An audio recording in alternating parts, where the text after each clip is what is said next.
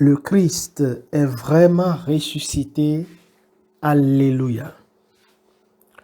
En ce jour de Pâques, j'ai envie de dire avec vous, chers amis, merci à Dieu pour le don de la foi.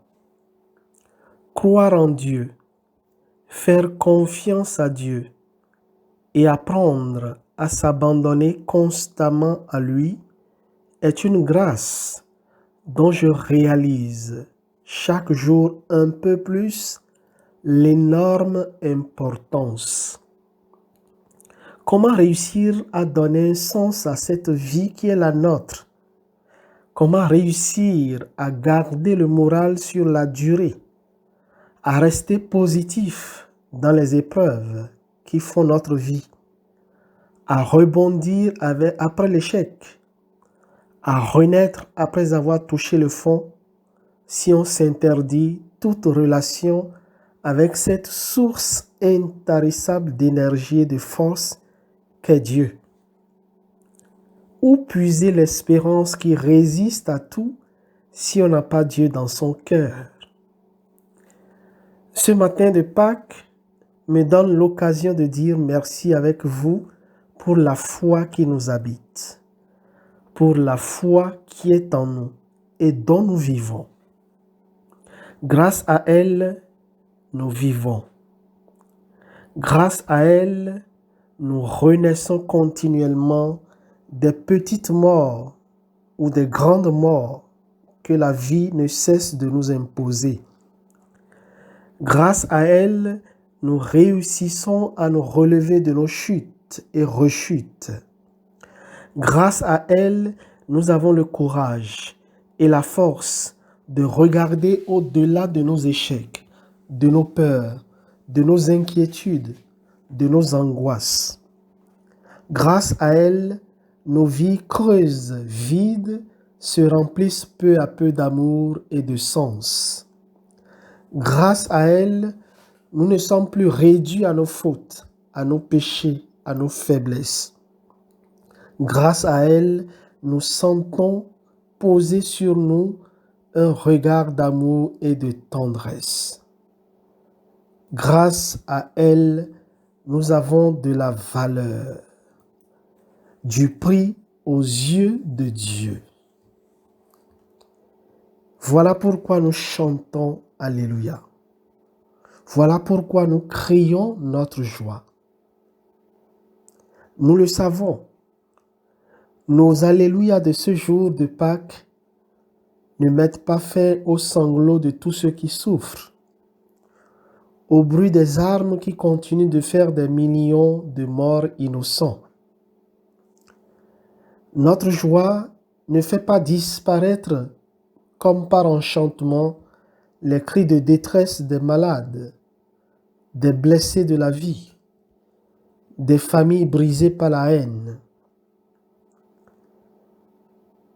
Notre joie de ce jour ne met pas fin à la souffrance encore présente dans notre monde.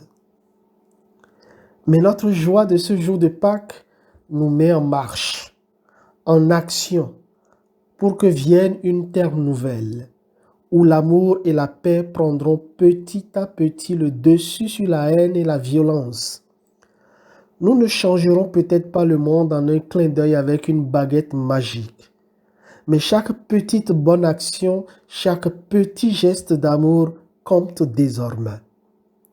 Si avec le temps, la goutte d'eau finit par creuser la roche au point de lui donner une forme, avec le temps, avec la patience et l'endurance dans l'amour qui vient de Dieu, nous pourrons changer progressivement le visage de notre monde. C'est cela le message de Pâques. C'est cela le message de la résurrection. Chers amis, il nous arrive des moments où il nous semble qu'il est inutile et vain d'agir, que nous ne pourrons rien changer, qu'il est illusoire d'espérer. Parfois, les événements semblent nous dire que notre vie est ratée, que notre vie est jouée, qu'il n'y a plus d'avenir pour nous, que nous ne pourrons plus jamais nous relever. En ces heures sombres, où nous sommes tentés de nous dire à quoi bon continuer, levons les yeux vers Jésus ressuscité et laissons la force de la résurrection nous envahir.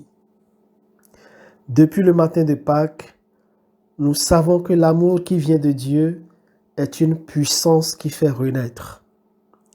J'aime bien la foi flamboyante d'un homme politique de chez moi qui disait « Quand les hommes vous barrent la route, Dieu vous ouvre une avenue.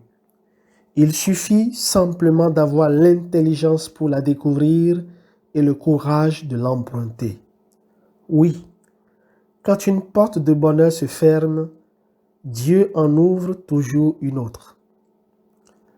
Mais nous avons souvent les yeux tellement fixés sur la porte de bonheur qui s'est fermée que nous ne voyons plus celle que Dieu ouvre.